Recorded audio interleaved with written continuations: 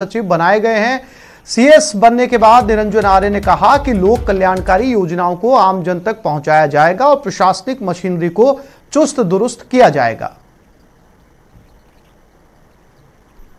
नगर निगम के दूसरे चरण के लिए तीनों निगमों में वोटिंग लगातार जारी है। 3 निगमों के 310 वार्डों में मतदान किया जा रहा है।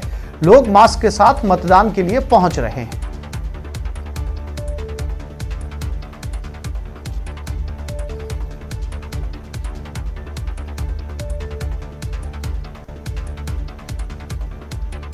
वोटिंग को लेकर सुरक्षा के पुख्ता इंतजाम किए गए हैं। बूथों पर सोशल डिस्टेंसिंग, मास्क और सैनिटाइजर की व्यवस्था की गई है। लोग फेस शील्ड पहनकर भी वोट करने के लिए पहुंच रहे हैं।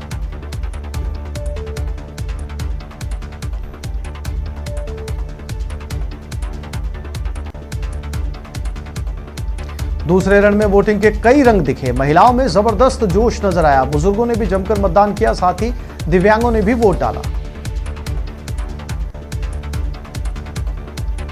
3 निगमों में 19,45,575 मतदाता मतदान करेंगे। इनमें जयपुर ग्रेटर के 150 वार्डों में 12,29,202 मतदान करेंगे। जयपुर ग्रेटर के 1500 वार्ड में 686 प्रत्याशी मैदान में हैं।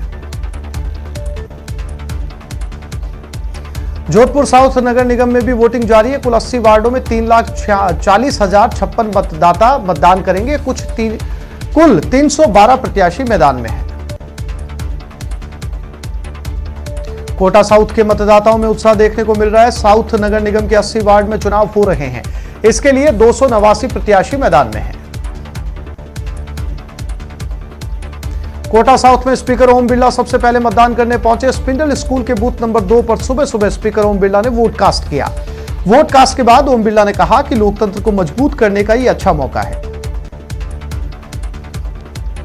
जयपुर ग्रेटर से बीजेपी प्रदेश अध्यक्ष सतीश पूनिया ने भी वोट कास्ट किया। बीजेपी सांसद रामचरण बोरा भी सुबह सुबह मतदान करने पहुंचे। दुर्गापुरा के सरकारी स्कूल में सांसद रामचरण बोरा ने मतदान किया। पूर्व मंत्री कालीचरण सराफ भी सुबह मतदान करने के लिए पहुंचे। जय जवान कॉलोनी के मतदान केंद्र पर कालीचरण सराफ सह परिवार मतदान के लिए पहुंचे। पूर्व मंत्री और बीजेपी नेता राजपाल शेखावत ने भी वोट किया और लोगों से लोकतंत्र के महापर्व में हिस्सा बनने की अपील की।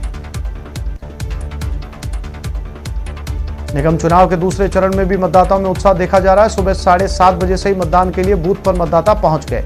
बूथों पर मतदान के लिए सुबह से ही मतदाताओं की लंबी कतारें लग गई थी।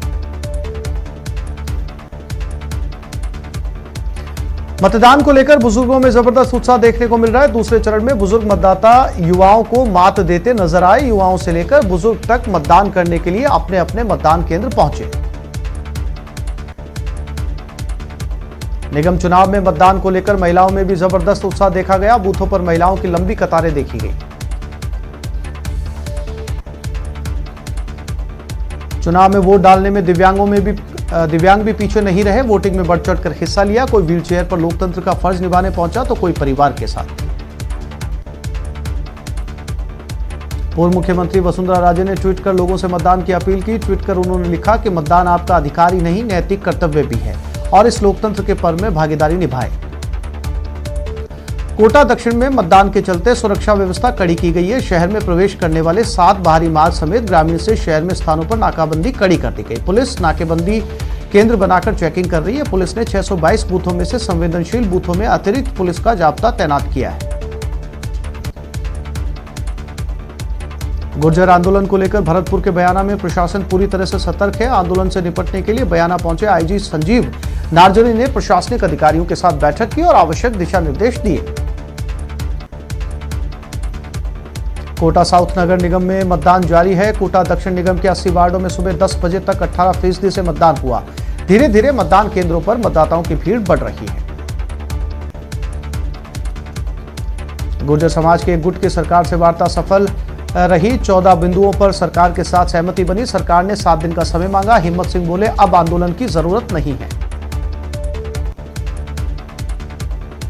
कोटा में निगम चुनाव में ड्राई डे और तमाम प्रतिबंधों के बावजूद अवैध शराब बेच रहे 2 लोगों को पुलिस ने गिरफ्तार किया। अनंतपुरा थाना पुलिस ने दोनों आरोपियों से देसी और अंग्रेजी शराब की खेप जब्त की है। पुलिस दोनों आरोपियों से शराब के बारे में पूछताछ कर रही है।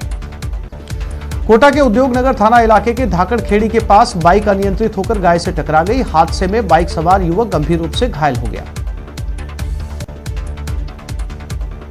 पाली के रोहट थाना इलाके में बाइक बेकाबू होकर गिर गई। इस हादसे में बाइक सवार 2 चचेरे भाइयों की मौके पर ही मौत हो गई।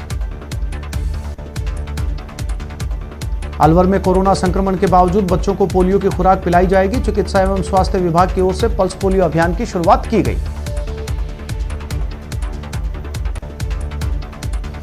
तो इस बुलेटिन में फिलहाल इतना ही। नमस्कार।